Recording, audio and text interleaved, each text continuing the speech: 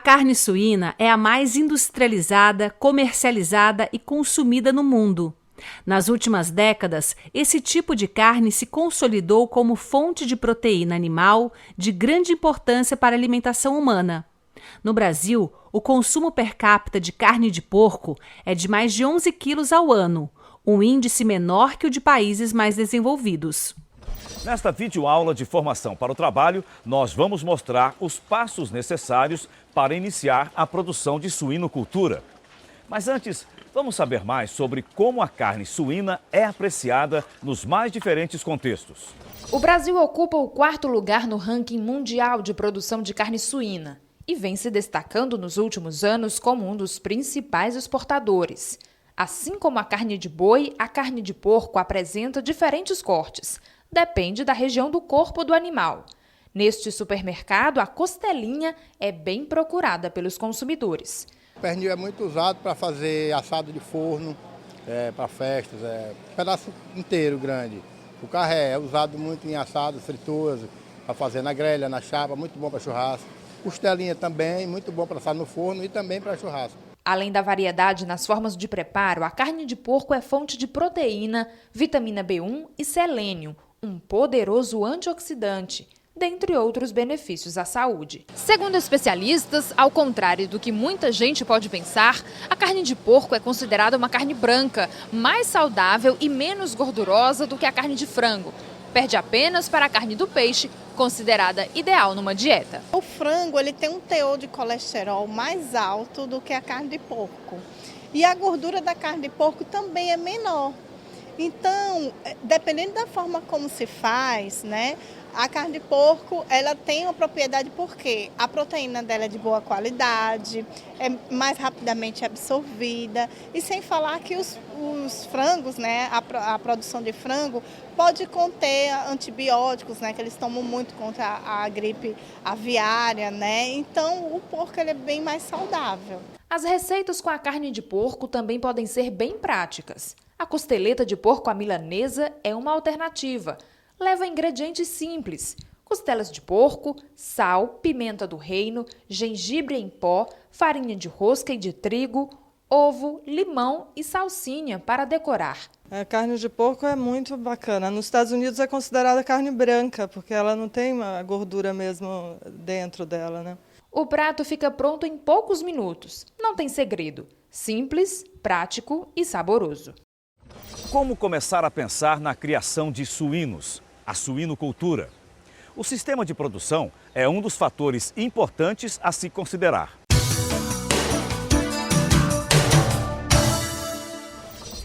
Um sistema de produção é um conjunto interrelacionado de componentes e elementos, organizados para cumprir um objetivo, no caso, a produção de suínos.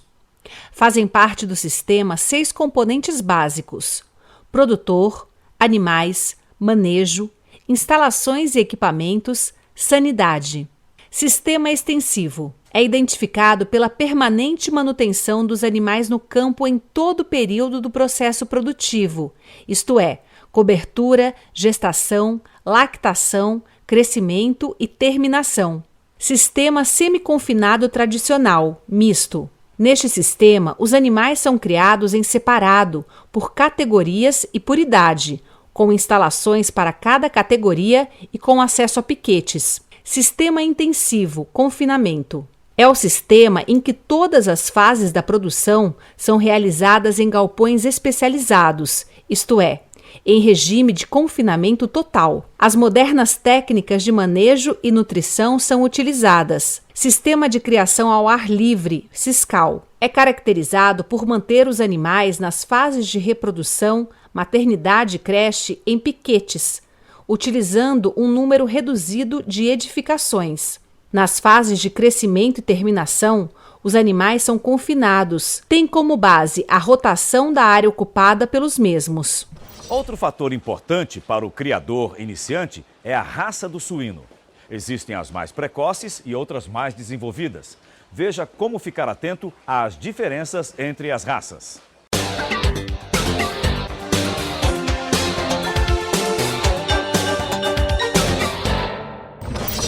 A raça em suinocultura é constituída por um conjunto de animais com características semelhantes, adquiridas por influências naturais e transmitidas por vias sexuais aos descendentes. Existem raças que se destacam pela precocidade e desenvolvimento, colocando-se em condições mais vantajosas, como produtoras de carne e de leitões. Outras, ainda que precoces, têm a conformação e peso menos adequados, com produções de menos leitegadas. Quando se estudam as raças, devemos conhecer suas qualidades, defeitos e sua utilização em cruzamentos. Classificação das raças. As classificações das raças suínas baseiam-se nos seguintes caracteres: perfil cefálico, orelhas, tamanho e posição, cabeça, dimensão, pelagem, cor. Raças estrangeiras.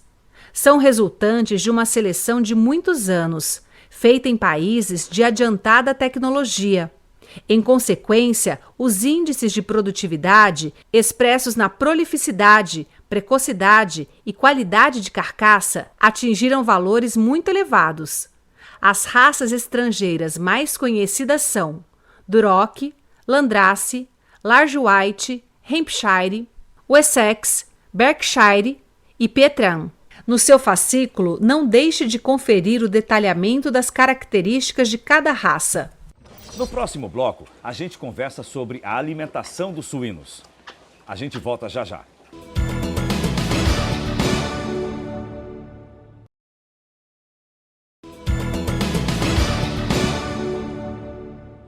Desde que começou a ser desenvolvida no Brasil, a suinocultura passou por diversas fases no que diz respeito à alimentação dos suínos.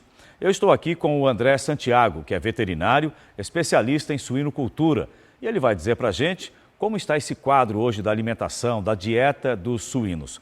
André, qual é a realidade hoje da alimentação, a dieta dos suínos? Você que tem uma experiência grande aí no Ceará, no Nordeste, circulando e prestando atenção em como os produtores estão trabalhando. Qual é a realidade? Nós devemos entender que o suíno é um animal nobre, tá? E o suíno, ele é um produtor de proteína animal. Para isso, ele precisa também de alimentos nobres para a sua alimentação. Por exemplo, que alimentos são esses? Os principais alimentos que entram na sua composição é o farelo de soja e o milho. Certo? Esses são os principais? São os principais que nós utilizamos na alimentação dos animais. Fala em alimentação, o que é a conversão alimentar? Como é que ela é executada? Numa linguagem simples, a conversão é o que o animal ingere para ganhar 1 quilo de carne. Exemplificando, o fornecimento de consumo alimentar diário, o que ele ganhou ao longo do dia. Por exemplo, se nós fornecemos 2,5 kg ao animal, ao final do dia você mede quanto ele ganhou real de peso e você subtrai. Esse número gera um índice que você diz que é a conversão alimentar. Tem algum procedimento, alguma coisa que ajude nessa conversão, assim, na prática? Sim, como a conversão ela é medida pelo consumo de ração, muitas vezes o fornecimento de ração diário é levado como consumo, mas muitas vezes ele é desperdício, porque ele vai no final para os restos. Sim. Então você tem que ter ideia do que realmente fornece e o que ele ingere. Tá? Como é que ele deve proceder aí, por exemplo? Se ele colocar de uma vez, o animal pode deixar? Pode derramar, pode estragar. Então o fornecimento de ração deve ser gradativo várias vezes ao dia, certo? Em pequenas quantidades e sempre. Aí você tem um comando melhor da observação. E essa conversão, ela depende das fases que você está avaliando, tá? Um animal menor, ele tem uma conversão menor, até porque ele tem uma menor ingesta. Então, para cada fase da vida do animal, nós temos um índice de conversão. E no caso aí você tem, André, também alimentos alternativos, além da soja, do milho, que você possa utilizar nesse processo? Sim, existem outros grãos, tá? A alimentação básica do suíno é grãos. Nós temos o milheto, nós temos o sorgo, dependendo do preço e da região. Tá? Alguns subprodutos podem também ser utilizados, principalmente das indústrias de panificação, como pão, como macarrão. Podem entrar como bolachas, pode entrar na composição alimentar do animal, tá certo? Produtos da castanha de caju, da torrada, também podem fazer parte. Mas isso o produtor pensando em, vou fazer isso aqui, vou para esse alternativo aqui para reduzir o custo e tal. Como é? Isso depende da região, da realidade do produtor. Qual é a manha aí que funciona? Olha, um alimento alternativo, a primeira coisa que nós devemos entender o que seja o alternativo, ele não é alimento estragado. Eu vejo que os produtores eles confundem com alternativo, com um alimento estragado. Sim. Alternativo é alternativa ao uso principal do Sim. milho ou de uma soja que se pode utilizar. Tá certo? Então vai depender do custo dessa matéria-prima, se compensa, Certo. tá? Desde que seja de boa qualidade. E outra maneira também é de uma boa formulação. A ração tem que estar balanceada, não é colocar e misturar por misturar. Sim, Você sim, precisa sim. de um acompanhamento de um técnico que faça essa formulação na ração. Ou seja, ele vai para o alternativo mantendo a qualidade e com orientação para balancear, para saber o que ele está fazendo e observando o resultado. Exato, mantendo os níveis nutricionais necessários para o desenvolvimento do animal. Nesses níveis necessários, que cuidados o produtor deve ter ao escolher a dieta? Nós falamos aqui do milho e da soja, alguns alternativos, mas para ele ter a certeza de um melhor rendimento, um resultado melhor, no sentido não só econômico, mas também do animal saudável, da produção, que pode ser fiscalizado e está tudo ok, está tudo nos trinques. Que cuidados ele deve ter especificamente na questão da alimentação? Ingredientes de boa procedência, tá? Um exemplo, castanha de caju, que ela seja processada, seja torrada, mas não seja queimada, né? Porque isso vai causar um amargo. Milheto, que ele seja enxuto. Então são ingredientes de boa qualidade. A compra do ingrediente, ela tem que ser bem observada. Preço e qualidade, não levando somente em consideração o preço. Tem que ter dois parâmetros, preço e qualidade. Aí ele vai atingir o grau ideal. Né? Exato, os resultados que nós esperamos na criação. Os suínos são animais consumidores de grãos, principalmente. Vamos saber, na sequência, quais são os principais nutrientes na alimentação dos suínos.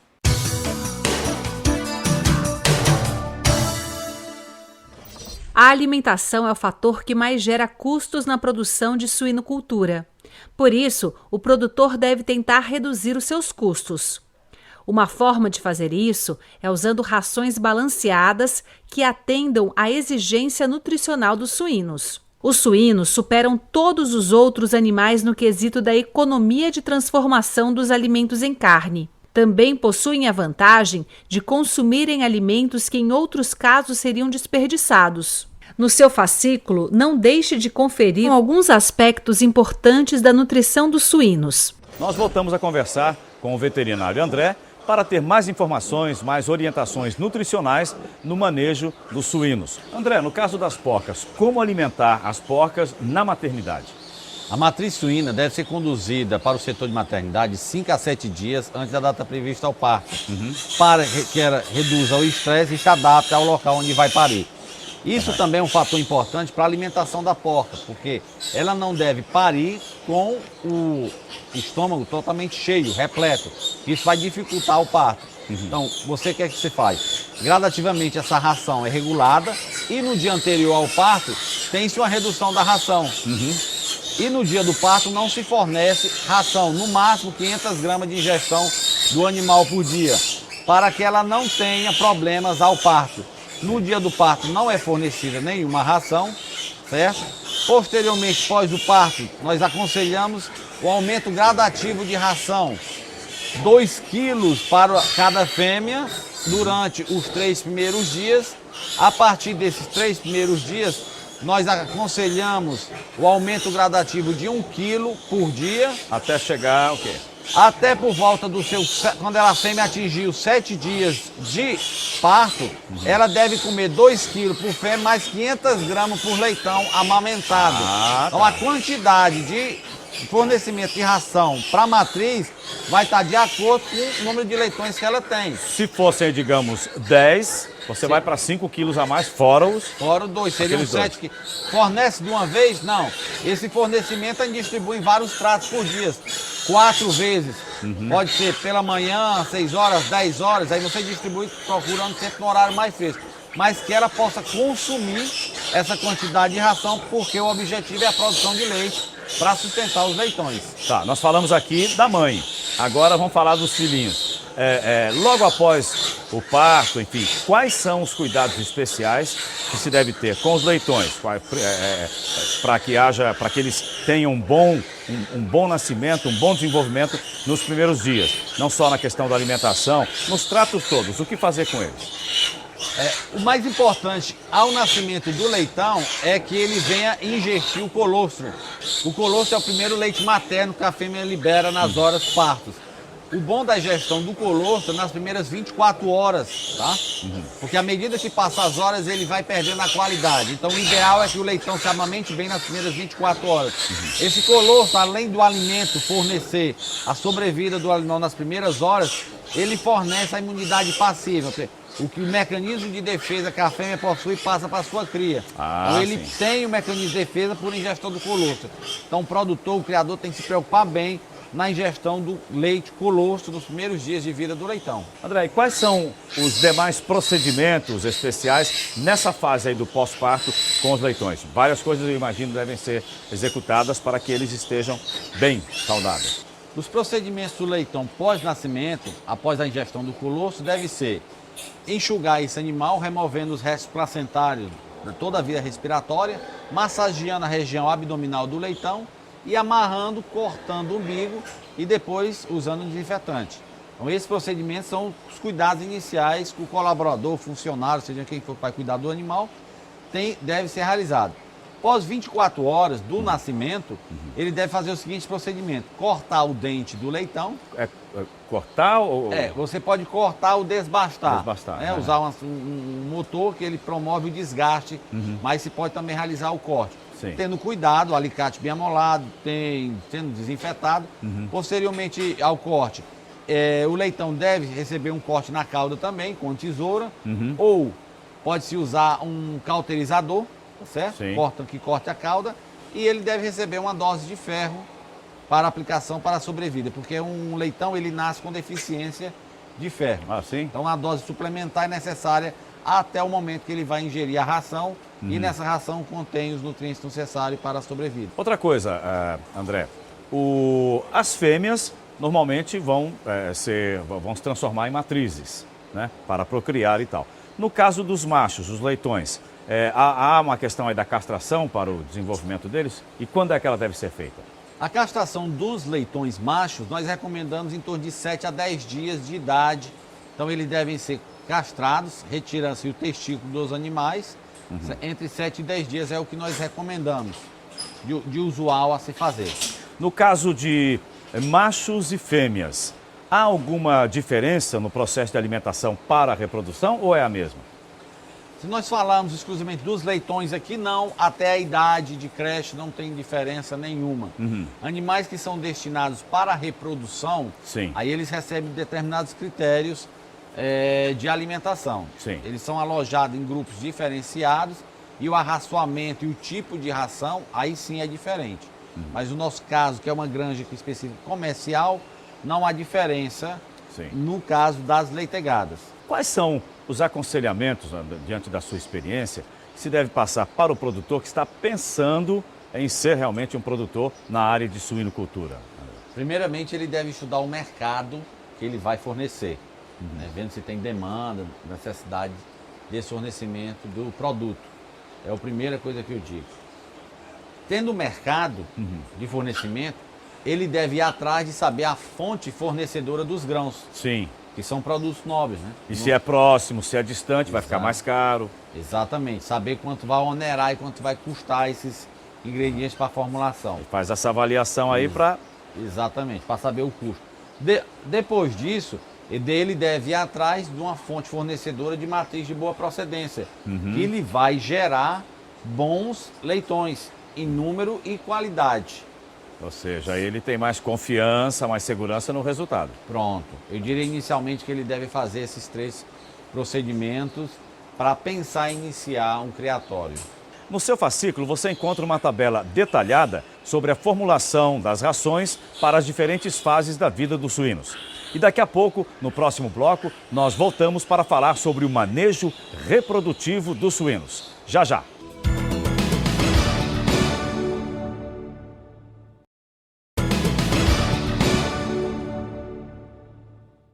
Estamos de volta com a formação para o trabalho, nessa videoaula falando sobre suinocultura. Nessa parte do nosso programa, vamos falar sobre o manejo reprodutivo dos suínos. Em qualquer exploração pecuária, os critérios de seleção dos produtores estão condicionados aos objetivos de produção. Vamos saber mais detalhes sobre a organização de produção dos suínos.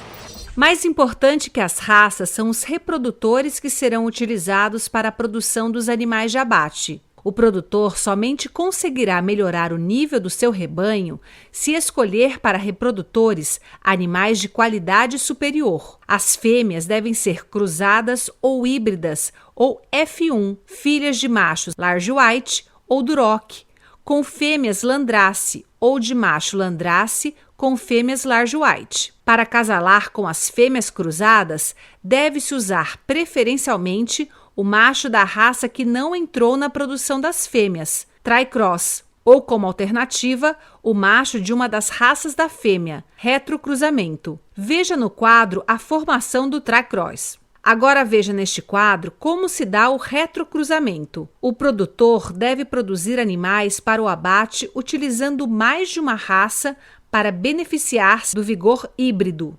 A relação macho e fêmea deve ser de um macho para atender de 15 a 20 fêmeas. Pequenos produtores, a exemplo dos grandes, podem também fazer uso da inseminação artificial, beneficiando-se assim de reprodutores de alta qualidade genética, disponíveis nas centrais de inseminação. Neste caso, também é necessário manter o macho para estimular o aparecimento do cio. O produtor deve comprar os animais de uma mesma granja, que apresente bons índices de produtividade e, se possível, que tenha informações de teste de granja dos reprodutores com um bom sanitário. Na compra dos reprodutores, é muito importante conhecer as informações reprodutivas e de desempenho, que é dado pelas variáveis consumo de ração, ganho de peso diário e conversão alimentar, e de qualidade de carcaça dos pais das fêmeas cruzadas, para garantir bons resultados na produção de suínos para o abate.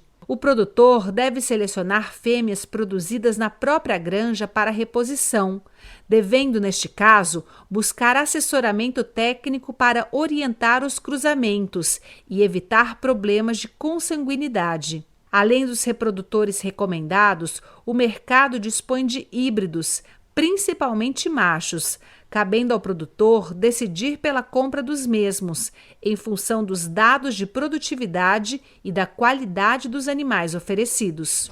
Agora nós vamos conversar sobre a aquisição de animais para a reprodução e também sobre alguns aspectos reprodutivos. O produtor deve saber escolher animais com capacidade reprodutiva. André, quais são os atributos mais importantes para a escolha de uma fêmea como matriz reprodutora? Essa fêmea tem que ter feminilidade. Ela tem que ter 6 pares de tetas, tá? Dessa forma, essas 12 tetas bem uniformes, bem distribuídas, tetas finas, observando que elas não são cegas ou invertidas. Então, olhando realmente o que nós chamamos popularmente o bico da teta, tá? Para que venha sair o leite. Uma outra observação que deve ser realizada é na região reprodutiva externa do animal, que é a vulva, que ela tem um tamanho compatível com o porte do animal. Que alguns animais podem ter a teta muito pequena, o que nós caracterizamos de teta infantil. Então, observando o lado externo, nós podemos predispor que o aparelho reprodutivo interno ele é pequeno. Então, essa fêmea, nesse caso, ela é descartada. Então, tetas, a parte da vulva. Outra observação, ver os aprumos dos animais. Esse animal deve ter um bom aprumo para bem se locomover, até porque vai parir, vai gestar e é o que vai sustentar o corpo, de uma maneira geral. Tá? Observando todo o seu conjunto de conformação do animal. Então, essas características que nós devemos avaliar para predispor a fêmea para ser chamada para a reprodução. E qual é o limite de parições a que uma fêmea pode ou deve estar submetida? De um modo geral, as fêmeas devem ficar na granja até a idade que ela está lhe servindo de produtividade de nascimento e desmamado, é claro, tendo atenção para a qualidade dos leitões. De um modo geral, hoje as granjas estão procurando trabalhar até 6 partos. As fêmeas que passam dos 6 partos são as consideradas de excelente resultado. Não pode acontecer que chegam porcas do 7º, 8º parto, mas são porcas ou matrizes que têm um índice muito alto acima da média da granja. Geralmente temos ficado até o 6º parto. E existe algum momento em que elas devem ser descartadas antes de atingir essa média?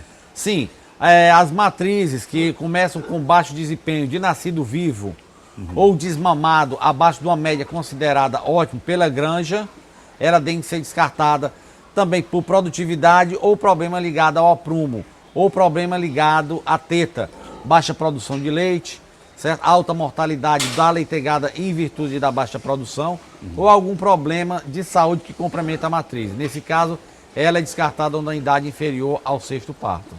E vamos falar aqui dos suínos na fase da puberdade. Quando é que eles estão já amadurecendo? Dá para perceber que eles estão amadurecendo para entrar na vida sexual?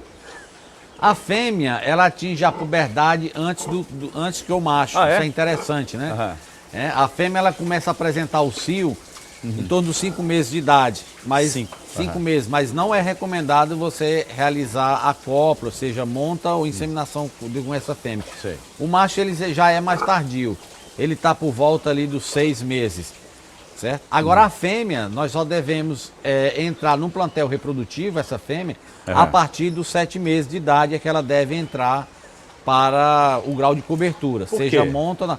Porque nesse momento ela já tem uma boa apresentação de conformação da sua estrutura óssea, Sim. da estrutura corporal, do modo geral. Ela deve ter apresentado os vários cios, nós costumamos dizer que no mínimo 2, que com 7 meses dá 210 dias. Sem ter sido nem inseminada, nem Não, colocada. nada. Então ela deve ter no mínimo 2 cios, tá acima de 120 quilos, certo? Em torno de 210 dias. Então isso é uma característica que nós dizemos que essa fêmea já está praticamente apta a entrar no plantel reprodutivo. Quais as condições necessárias para que se tenha uma boa cobrição ou uma boa inseminação das fêmeas? As condições gerais. Então, no modo geral, se a gente pode resumir, esse animal tem que estar acima dos 7 meses, no mínimo 2 cios de acompanhamento, né? A gente sabe que tem fêmeas que dão até mais, 3, 4, mas no mínimo 2 cios apresentados, você anotando esses intervalos de cios, um peso acima de 120 quilos e em torno acima de 210 dias de idade. Isso não quer dizer que uma fêmea que tenha 220 dias de idade e 130 quilos não está apta. Sim, nós temos que observar tamanho e peso do animal e cios. E o que é a sincronização do cio? E qual a importância dessa sincronização? A sincronização de cio, ela é utilizada quando nós queremos colocar grupo de animais numa sequência para ser coberta, certo? Ela naturalmente pode ser agrupando animais que entram em cios no mesmo período de diferentes baias. Nós agrupamos, tiramos esses animais das outras baias e agrupamos, então nós sincronizamos os cios desses animais. Ou por via hormonal, onde se faz aplicação de hormônio e esses animais, após a aplicação de alguns dias, entram em cios e você faz o cálculo a apresentação do futuro cio e você organiza esses animais, sejam em grupos de baia ou gaiolas. Para quê? Com o intuito de que esses animais sejam inseminados ou recebam monta natural no mesmo período para adentrarem ao plantel reprodutivo, no mesmo período, na mesma idade. A importância da sincronização é essa. Vamos saber mais sobre a etapa que antecede o manejo reprodutivo dos suínos, aquela que antecede a cobrição das fêmeas.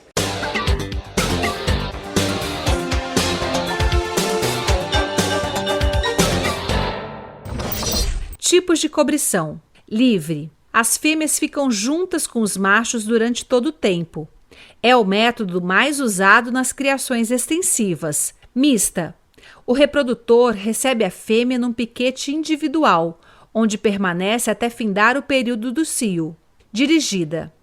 A fêmea é conduzida à baia do varão ou a uma baia própria para cobrição, sendo a monta realizada sob rigoroso controle do criador. Apresenta vantagens óbvias, sendo, portanto, a mais aconselhada. Inseminação artificial.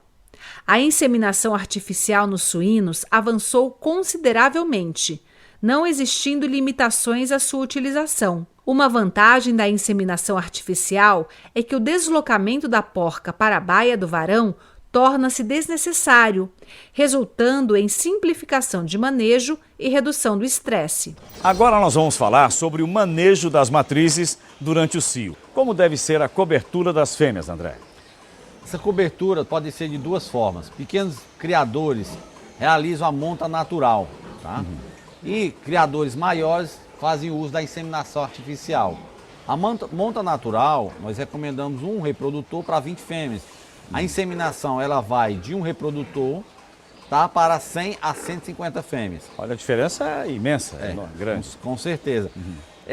Uma outra diferença que nós devemos avaliar: cobertura para marrã e cobertura para fêmeas adultas, matrizes. Mas o que é exatamente a marrã, André?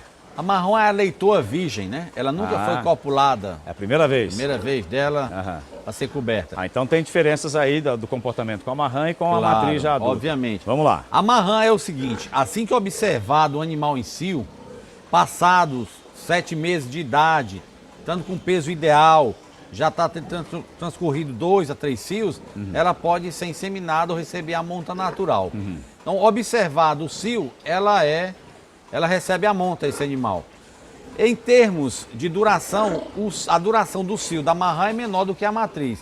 Marrã, geralmente, do que se tem conhecimento, se faz na prática, recebe de 2 a 3 inseminações ou de 2 a 3 montas, certo? A matriz não, ela tem um cio mais duradouro. Então, em média, ela é inseminada ou realizada a monta de 3 a 4 vezes. Né? Em média, a marrã pode ficar de no máximo até 2 dias, e a matriz de 3 a 4 dias. Então nós temos duração diferenciada pelo porte animal devido ao quê? À produção hormonal. No caso da porca que está gestante, ela tem alguns cuidados diferenciados em relação às outras ou não? Nós devemos ter cuidados com relação à porca gestante para o animal não engordar em demasia. Tá? Isso tem muito a ver com score corporal. O que é o score corporal? É a visualização da conformação do animal, análise nutricional pelo porte físico dela, certo? Então essa fêmea tem que ser acompanhada para ela não engordar. Ela está ali como a palavra própria diz, gestar a cria. Então ela tem que estar de acordo com o lado nutricional dela e somente a barriga crescer devido à ampliação do útero. Então a condição importante é observar a quantidade de ração a ser fornecida diariamente por esse animal. Nós costumamos dizer o seguinte: fornecer numa quantidade de 2 quilos diário até os 85, 90 dias de ração gestação. A partir desse momento, você faz o aumento da ração, passando de 2,5 kg a 3 kg de ração, podendo ter uma ração gestação ou lactação. E para o parto, alguma preparação especial? Eu digo que o parto, o acompanhamento do parto, ele acontece quando a fêmea está gestante. Justamente quando nós fazemos essa passagem de ração para 2,5 kg a 3 kg, isso vem a quê? A querer trabalhar no tamanho do leitão, porque sabe-se que a leitegada tende a aumentar de tamanho nessa fase do terço final da gestação. E nessa fase também, a preparação de todo o aparelho mamário da fêmea. Então o parto, a preparação para o parto acontece nessa época. Você já dá uma condição boa para a fêmea. E você conforma a fêmea da maneira nutricional para que ela possa parir bem. Não magra e nem também tão gorda. Tá? Umas outras características aí é da fêmea da condução da matriz gestante para a maternidade. Tá? E isso, por exemplo, como é que você percebe que aquela fêmea está prestes a chegar no momento do parto? Nós devemos, em toda a propriedade, fazer acompanhamento da anotação da data de cobertura, certo? E a fêmea, o período de gestacional é em torno de 114 dias. 114 dias? 114 dias. É o período regular. Nós já até brincamos dizendo que são 3 meses, 3 semanas e 3 dias. Não se faz essa conta e se tem uma data provável do parto. E algo que chama a atenção para a fêmea é em relação de observar. A fêmea, quando ela está prestes ao parto, e coincide com a data provável do parto, ela fica uma fêmea inquieta, certo? Começa de 6 a 8 horas da data, do momento previsto para o parto, começa a descida do leite. Sim, mas aí você percebe que tem uma alteração nas tetas porque o leite está descendo, é isso? Começa a descida do leite e fisiologicamente de 6 a 8 horas, em decorrência dessa descida do leite, há um momento inicial para o parto. A fêmea começa a ter essa acomodação. Naturalmente, ela tende a ficar um pouco inquieta, depois ela se deita, tá? Com uma condição natural, e se deita para ter a sua leitegada. E observe, além da descida do leite, começa a sair uma secreção viscosa, que é o rompimento da placenta do animal. Aí já começa a secreção para posteriormente sair os seus leitões. Aí ficar atento e esperar que ele... Claro, aí o colaborador tem que ficar ligado para fazer os primeiros procedimentos do leitão. No próximo bloco, o nosso assunto são as instalações e os equipamentos para a produção de suínos. A gente volta já já.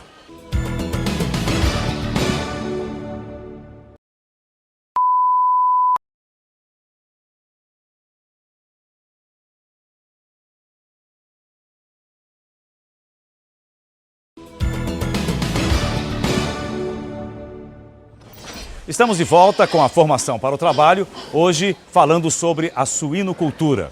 Como planejar as instalações, a aquisição de todos os equipamentos para desenvolver a fase produtiva da suinocultura. André, quais são os melhores procedimentos na escolha do local, as instalações, equipamentos para que tudo saia contento? Deve ser procurada a construir uma grande suinícola no meio rural, longe dos centros urbanos, certo? E observando a posição dos galpões no sentido leste-oeste. Por quê? Para que o sol passe na linha da cumieira desse galpão e não adentre nas laterais do galpão, promovendo o aquecimento. E nas nossas regiões, aqui principalmente, uma grande corrente do ar é norte-sul, então favorece a entrada do ar. Uma observação com a estrutura do galpão é com o pé direito. Sim. Como nós dizemos numa região quente, o pé direito tem que ter pelo menos de 3 a 3,5 metros. Que essa é a altura. De altura, utilizando telhas de barro preferencialmente. Tá? Para que não tenha o aquecimento e promova o calor para esses animais. Os galpões, André, eles devem ser separados ou é possível também você ter um grande galpão com todos os animais nas suas diversas fases misturados ali? Como é? Eu diria que antigamente as pessoas faziam isso, os criadores, né? Criavam tudo no mesmo bloco, sim, no mesmo prédio.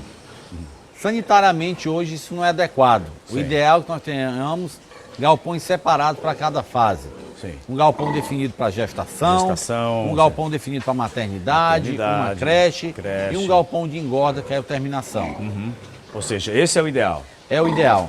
Essa coisa de juntar tudo no mesmo bloco é em desuso inadequado. Quanto ao sistema de produção, ele pode ser intensivo, pode ser extensivo? Explica isso pra gente. Intensivo é o sistema criador fechado, né? O criador fechado, ele não tem, vamos dizer, o animal é criado tudo em conjunto, podendo ser engaiolado ou em baia. O extensivo é a criação ao ar livre, o animal é criado solto. Sim. Certo? E existe também o criatório chamado semi-intensivo, onde parte da criação é presa e parte é solta. A parte da criação que é solta, somente os animais a parir ou alguns procedimentos da gestação. O restante dos blocos de creche e terminação, engorda, eles são confinados. Então o semi-intensivo é esse. Parte confinada e parte aberta. Intensivo, todo mundo engaiolado ou em baia. Né? Quais são aí os prós e contras de cada um desses sistemas? Do intensivo, extensivo, semi-intensivo? Qual é a análise que você faz? Eu diria o seguinte, para a região nordeste, o sistema extensivo ele é inadequado devido ao nosso clima e vegetação. Né? As regiões de temperatura mais amena, poderia se pensar num tipo de criatório desse, onde se tem uma vegetação de cobertura, onde se tem árvores que amenizam a intensidade do sol. A criação intensiva dos animais confinados, fechados, eu consigo colocar o maior número de animais em um determinado galpão. Quando eu falo em criação extensiva, eu preciso de uma área maior. Então, eu resumo dizendo que para o Nordeste, o criatório ele tem que ser intensivo. O que é um abrigo escamoteador? Como é que ele funciona? O abrigo escamoteador é a área de proteção do leitão, onde o leitão tem uma proteção térmica, com temperatura que deve estar girando em torno de 35 graus, para manter o conforto térmico do leitão. Uma área separada da matriz parturiente, matriz lactante que pariu. Então a matriz ela tem uma condição e o leitão tem outra. Como devem ser, André, as creches para os leitões desmamados? A creche é o galpão de recepção pós-desmame do leitão. Preferencialmente, é ser melhor que essas baias sejam suspensas, para que o leitão não tenha contato com as fezes nem com a urina. Sim.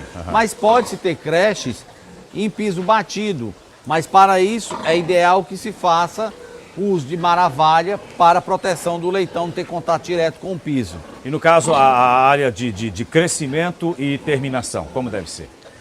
A área de crescimento e terminação são áreas onde se coloca o animal para a engorda, onde se recebe leitões a partir dos 25 quilos, onde vai até a fase de acabamento dos animais. Nós dizemos assim, a metragem dessas baias vão depender de acordo com o que se tem de baia, mas geralmente em uso, hoje a baia de terminação deve ter 1,20 m por animal alojado. Que recomendações você daria com relação a piso, bebedouro, reservatório de água? O que deve ser feito para uma boa manutenção desses equipamentos? O piso tem que ter uma boa declividade em direção à calha de escoamento, para que não fique acumulado urina, nem fezes, nem acúmulo de líquido em toda a extensão da baia. Então tem uma boa declividade, a declividade deve estar em torno aí de 5%, certo? Para que seja totalmente escoado.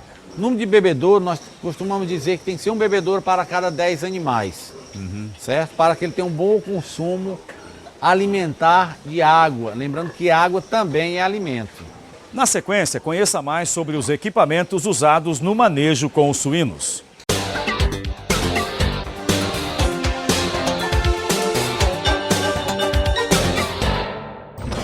Serão descritos a seguir os principais equipamentos usados no manejo de suínos, bem como sua utilização. Seringas de injeção. Recomenda-se a aquisição de pelo menos uma seringa graduável com vários tipos de agulhas para atender a toda a criação. Após o uso, deve-se limpar a seringa e a agulha, separá-las, desmontar a seringa e esterilizar todas as partes com água em fervura durante pelo menos 10 minutos. Alicate de dentes. Utilizado para cortar os dentes dos leitões recém-nascidos, evitando-se que durante a amamentação provoquem lesões ou ferimentos mais graves nas tetas da matriz. Alicate moçador, usado especialmente para fazer furos e piques necessários para marcar os suínos pelo sistema australiano. Cada moça corresponde a um determinado valor e sua soma é o número do animal. No máximo 3 piques no bordo superior e 2 no inferior de cada orelha. Cachimbo é um instrumento para contenção do suíno, composto de um cabo de madeira, tendo um furo em uma das extremidades e nele uma lançada de corda ou tira de couro cru, que deverá ser colocada no focinho do suíno e enrolada como mostra a figura. Estamos encerrando esta videoaula sobre suinocultura.